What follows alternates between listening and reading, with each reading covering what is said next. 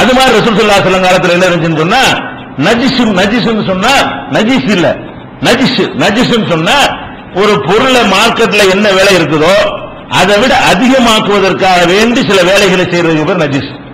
உதாரணமா நான் என்ன செய்யறது, இது 1000 ரூபான்னு சொல்றது, அங்கிருந்து ஒருத்தன் வாங்குற நோக்கத்துல இல்ல, ஏன் ஆளா இருப்பாங்க, அவன் என்ன செய்வான் 1200 எடுத்துக்கிறாங்கம்மா, உடனே வாங்க மாட்டான், நம்மாதவன் நான் செட் பண்ண ஆளா இருப்பான். அவன் 1000 ரூபாய்க்கு மக்களுக்கு கிடைக்கும் நினைக்கும் போது அவன் 200 ரூபாய் ஏற்றி விட்டானா, இன்னொருத்தன் ஒருத்தர் இருப்பான் 1400 அப்படிமா, அவனு நேரா தான் இருப்பான், வாங்குறதுக்கு இல்ல, அப்புறம் சும்மா இருந்துக்குவாங்க. 1500 ஒருத்தன் பேசாம இருந்துக்குவாங்க. இப்ப 1000 ரூபாய்க்கு நான் விற்க நினைச்ச ஒரு பொருளை என்ன பண்ணிடுறேன், 1500 ரூபாய்க்கு வாங்கி வித்துறேன். ஏன் எதனால விற்கிறேன், இந்த 2 பேர் இடையில உழைஞ்சுக்கிட்டு அந்த மார்க்கெட் ரேட்டை விட அதிகமா கேட்கும் போது விளங்காத ஒருத்தர் என்ன செய்யும், சரியான ரேட் தான் போல இருக்கு, 400 ரூபாய்க்கு கேட்டாங்கன்னா அதுக்கு இருக்கத்தான் செய்யும், மதிப்பு இருக்கத்தான் செய்யும், அதான் மார்க்கெட் நிலவரம் போல அவன் நினைச்சுக்குவான். மார்க்கெட் நிலவரம் அது அல்ல, 1000 ரூபாய் நிலவரம். ஆனா சபையில வச்சு 400 பதறிட்டு கேட்கும்போது என்ன செய்வான், எல்லாம் பதறாங்க கிடைக்காது போல இருக்கு, இன்னைக்கு வாங்காட்டி கிடைக்காது நினைக்கிறேன், 200 ரூபாய் 400 ரூபாய் நம்ம 500 கொடுத்து அமைக்க போடுவோம், அப்படியே புத்திசாலி நினைச்சுக்கிட்டு அவனுக்கு இருக்கணும் அவங்க அவன் நினைக்கிறது நம்ம புத்திசாலி தன்னை தான் நினைச்சுக்கிட்டு உடனே ஒரே அமுக்கு அமைக்கிட்டு சந்தோஷமா வாங்கிட்டோம்ல ஓட்டி போட்டாங்கல்ல. கடைசியில் போய் பஜார்ல விசாரிச்சா 1000 ரூபாய்க்கு சிசின்னு கிடக்கும், வேற பஜார்ல கேட்டீங்கன்னா 1000 ரூபாய்க்கு நீ வாங்கிக்கிறியா நான் வாங்கிக்கிறேன்னு கிடக்கும். அப்ப இதுக்கு பேர் நஜிஸ்னு சொல்றது.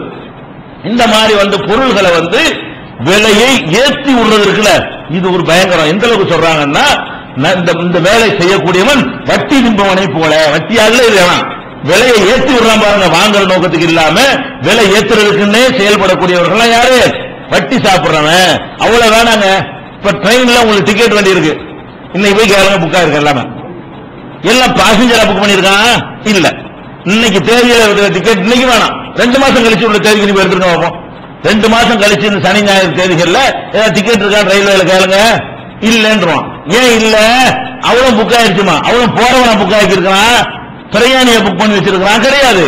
அதே டிராவல் ஏஜென்ட் இருப்பான், அவன் என்ன செய்வான், பொய்யா அந்த அட்டையெல்லாம் கொடுத்து ஒரு ஆளுக்கு ஒன்னெல்லாம் சொல்லுவாங்க, யாரும் சும்மா கியூல வாங்க, ஒரு ஆளுக்கு ஒண்ணு தான் தருவோம், உங்களை ஐடென்டி கார்டு எல்லாம் கொண்டு வாங்க, வாக்காளர் அட்டை கொண்டு வாங்க, பான் அட்டை கொண்டு வாங்க, அதெல்லாம் சும்மா சொல்றது. அதுக்கு முன்னாடி என்ன செய்வான், அவன் அந்த மாதிரி பேர்களை போட்டு போட்டு போட்டு போட்டு எல்லாத்தையும் வாங்கிடுவான், 1000 டிக்கெட் வாங்கி போடுவான். இப்ப என்ன ஆயிரம், டிக்கெட் போனா ஹவுஸ்ஃபுல் கேட்டா இல்லைன்றாங்க, எஸ்எம்எஸ் அடிச்சு விட்டோம்னா செய்யும் காலி இல்லைன்றாங்க. நெட்ல அடிச்சு பார்த்தோம்னு சொன்னா இன்றைக்கு நாட் அவைலபிள் போட்டிருப்பான், இன்னைக்கு உங்களுக்கு என்ன இல்ல சீட்டும் கிடையாது பெருத்தும் கிடையாது. ஆனா ட்ரெயின்ல எல்லாம் காலியா இருக்கு, எத்தனை ஒரு பாசங்க புக் பண்ணிருக்க மாட்டான். பொம்பளை பேர்ல 10, ஆம்பளை பேர்ல 10, 50 வயசுல 10, 40 வயசுல 10, 25 வயசுல 10 போட்டுருப்பாங்க. ஒரு சகட்டு மாதிரி என்ன செய்வான், வயசுக்கு தகுந்த மாதிரி போட்டு சில பேர்களை போட்டு செய்வாங்க.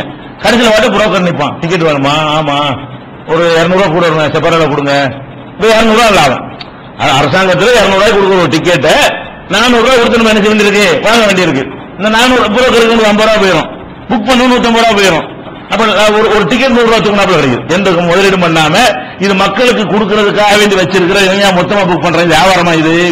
ஒரு ஆளுக்கு ஒன்னு நிர்ணயிச்ச ஒன்றை இவன் மொத்தமா வாங்குறது. அப்ப இந்த மாதிரி எல்லாம் இந்த புக் பண்ணி வைத்து இந்த மிரட்டுறதுக்கு பத்தியா மக்களை கஷ்டம் கொடுக்கிறது.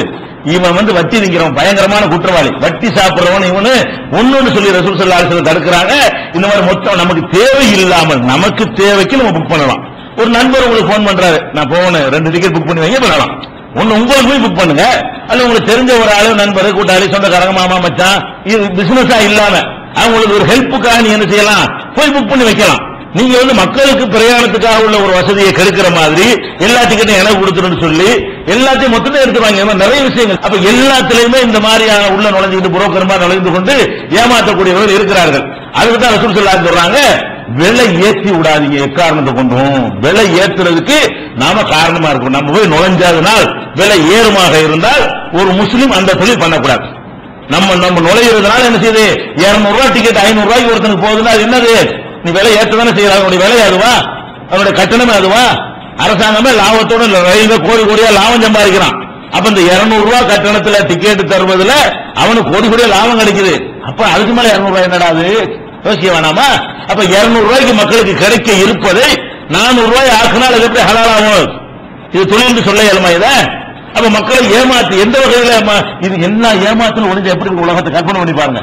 அதான் ரசூல் ஸல்லல்லாஹு அலைஹி வஸல்லம் சொல்றாங்க, லா தனாஜசு, விலையை ஏற்றி விடாதீர்கள், அந்த வேலையை மட்டும் செஞ்சிடாதீங்க.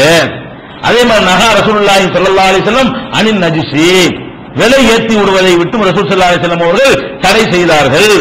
இது புகாரியில 2140, 2150, 2160, 2723, 6066, 2142, 2727, 6963 இவ்வளவு இடங்கள்ல விலை ஏற்றாது, விலை ஏற்றி விட்டுறாது, அவன் விக்கெட்டு வாங்கிட்டு நடுவில் உட்கார்ந்துட்டு ரேட்டை ஏற்றி விட்டுறாது என்று பெருமானார் ஸல்லல்லாஹு அலைஹி வஸல்லம் அவர்கள் இது ஒரு பயங்கரமான பாரதூரமான ஒரு காரியமாக நமக்கு தடுக்கிறார்கள். இதையும் நம்ம பார்க்கிறோம்.